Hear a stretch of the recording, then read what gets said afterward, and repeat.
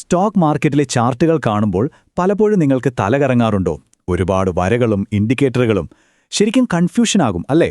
എന്താണ് ചെയ്യേണ്ടതെന്ന് അറിയാതെ പലരും കുഴങ്ങാറുണ്ട്. എന്നാൽ ഇന്ന് നമ്മൾ ഈ കൺഫ്യൂഷനൊക്കെ മാറ്റാൻ പോകുകയാണ്. വളരെ സിമ്പിളായ ഒരു രീതിയാണ് നമ്മളിവിടെ ഡീകോഡ് ചെയ്യുന്നത്. ഒരുപാട് ഡേറ്റകൾക്ക് പിന്നാലെ പോയി തല പുണ്ണാക്കാതെ വളരെ വ്യക്തമായി സ്റ്റെപ്പ് ബൈ സ്റ്റെപ്പായി ഒരു ചാർട്ടിനെ എങ്ങനെ വായിക്കാമെന്ന് നമുക്ക് നോക്കാം. ശരി, നമുക്കിതിലേക്ക് കടക്കാം. ട്രേഡിംഗ് എന്ന് കേൾക്കുമ്പോൾ തന്നെ പലർക്കും പേടിയാണ്. കാരണം സ്ക്രീൻ നിറയെ കോംപ്ലക്സായ ചാർട്ടുകളായിരിക്കും.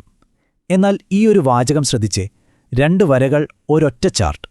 അതെ, കേൾക്കുമ്പോൾ അതിശയം തോന്നാം അല്ലേ? വെറും 2 വരകൾ മാത്രം വെച്ച് മാർക്കറ്റിനെ എങ്ങനെ കൃത്യമായി അനലൈസ് ചെയ്യാം എന്നാണ് ഈ ഒരു വിശകലനത്തിൽ നമ്മൾ നോക്കുന്നത്.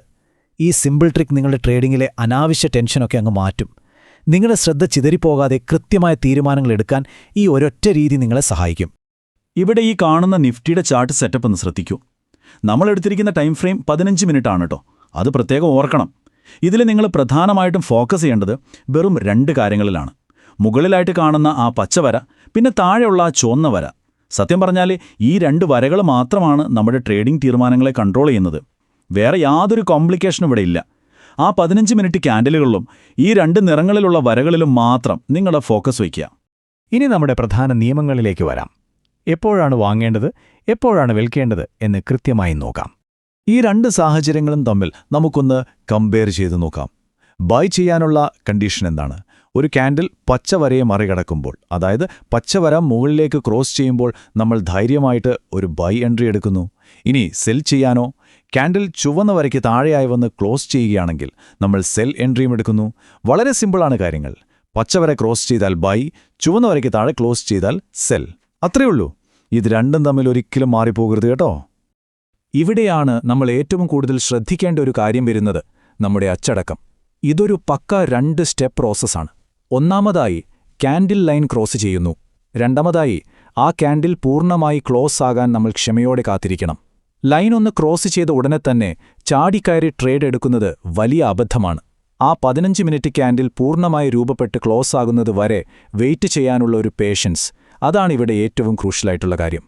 ഇതുവരെ കേട്ടപ്പോൾ എല്ലാം വളരെ ഈസിയാണെന്ന് തോന്നുന്നുണ്ടല്ലേ? പക്ഷേ മാർക്കറ്റ് എപ്പോഴും നമ്മൾ വിചാരിക്കുന്നത് പോലെ അത്ര സിമ്പിളാകണമെന്നില്ലല്ലോ. പെട്ടെന്ന് ഈ ഇൻഡിക്കേറ്റർ നമുക്കൊരു വാർണിംഗ്, അതായത് ഒരു മുന്നറിയിപ്പ് തന്നാലോ? ആ സമയത്ത് നമ്മൾ എന്തു ചെയ്യും? നമ്മുടെ പ്ലാൻ മൊത്തത്തിൽ മാറ്റേണ്ടി വരുമോ? ഇതാണ് നമ്മൾ അടുത്തതായിട്ട് ചിന്തിക്കേണ്ട കാര്യം. ഇനി ഇതിലെ ഏറ്റവും ഇൻട്രസ്റ്റിംഗ് ആയിട്ടുള്ള കാര്യം എന്താണെന്ന് വെച്ചാൽ, ഇവിടെയുള്ള ഈ പച്ച ക്യാൻഡിലൊന്ന് നോക്കൂ. അത് വളരെ വ്യക്തമായിട്ട് പച്ചവരയെ ക്രോസ് ചെയ്യാൻ ശ്രമിക്കുകയാണ്. നമ്മുടെ നിയമപ്രകാരം നോക്കിയാൽ ഇതൊരു പക്ക ബൈ സിഗ്നലാണ് അല്ലേ? എന്നാൽ ആ ക്യാൻഡിലിന് താഴെയായിട്ട് കെയർഫുൾ അഥവാ ശ്രദ്ധിക്കുക എന്നൊരു ചെറിയ മെസ്സേജ് വന്നിരിക്കുന്നത് കണ്ടോ? ഈ ഒരൊറ്റ മെസ്സേജ് നമ്മുടെ തീരുമാനത്തെ അപ്പാടെ മാറ്റാൻ പോവുകയാണ്. നമ്മുടെ ഈ സിമ്പിൾ സ്ട്രാറ്റജിയിലെ ഒരേയൊരു എക്സെപ്ഷൻ ഇതാണ്. ഒറ്റനോട്ടത്തിലെല്ലാം പെർഫെക്റ്റ് ആണെന്ന് തോന്നിയാലും ഈ മെസ്സേജ് നമ്മളോട് പറയുന്നത് വേറെ എന്തോ ആണ്. അപ്പോൾ ഈ കെയർഫുൾ മെസ്സേജ് വന്നാൽ ശരിക്കും നമ്മൾ എന്തു ചെയ്യണം? ഉത്തരം വളരെ സിമ്പിളാണ്. എൻട്രി എടുക്കരുത്. ആ ട്രേഡ് പൂർണ്ണമായും ഒഴിവാക്കുക. ക്യാൻഡിൽ പച്ചവരയോ ചുവന്നുവരയോ ക്രോസ് ചെയ്തോട്ടെ, അതിപ്പോൾ എത്ര വലിയ സിഗ്നൽ ആണെങ്കിലും കൂടെ ഈ കെയർഫുൾ മെസ്സേജ് ഉണ്ടെങ്കിൽ ആ ട്രേഡിനെ നമ്മൾ മൈൻഡ് ചെയ്യാനേ പാടില്ല. അവിടെ വേറെ ചിന്തകൾക്കൊന്നും ഒരു സ്ഥാനവുമില്ല. ഇതൊരു കർശനമായ റൂളാണ്. ഈ വാർണിംഗ് അവഗണിച്ച് മുന്നോട്ട് പോയാൽ ഉറപ്പായിട്ടും വലിയ നഷ്ടങ്ങൾ ഉണ്ടായേക്കാം. ഇനി നമുക്ക് ഏറ്റവും പ്രധാനപ്പെട്ട അടുത്ത സെക്ഷനിലേക്ക് പോകാം, നമ്മുടെ സുരക്ഷാ വലയം അഥവാ റിസ്ക് മാനേജ്മെന്റ്. ഈ സ്ട്രാറ്റജിയിൽ നമ്മൾ സ്റ്റോപ്പ് ലോസ് എവിടെ വെക്കണമെന്നത് വളരെ വളരെ പ്രധാനപ്പെട്ട ഒരു കാര്യമാണ്.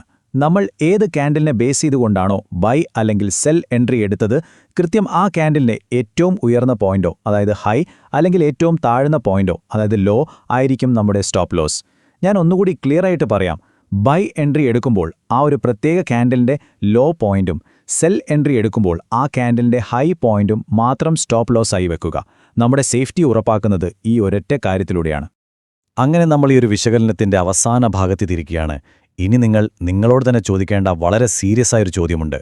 വെറും 2 വരകളും ഒരേയൊരു മുന്നറിയിപ്പും കർശനമായൊരു സ്റ്റോപ്പ് ലോസ് മാത്രം ഫോളോ ചെയ്യാൻ തക്കവണ്ണമുള്ള ഒരു ഡിസിപ്ലിൻ അഥവാ അച്ചടക്കം നിങ്ങൾക്കുണ്ടോ?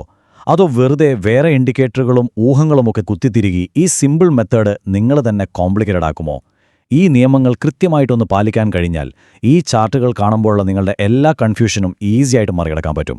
ഈ ഇൻഫർമേഷൻ നിങ്ങൾക്ക് വളരെ യൂസ്ഫുൾ ആയി ഞാൻ വിശ്വസിക്കുന്നു. അച്ചടക്കത്തോടെ കാര്യങ്ങൾ അപ്രോച്ച് ചെയ്യാൻ ശ്രമിക്കുക. മറ്റൊരു കിടിലൻ ടോപ്പിക്കുമായി നമുക്ക് വീണ്ടും കാണാം.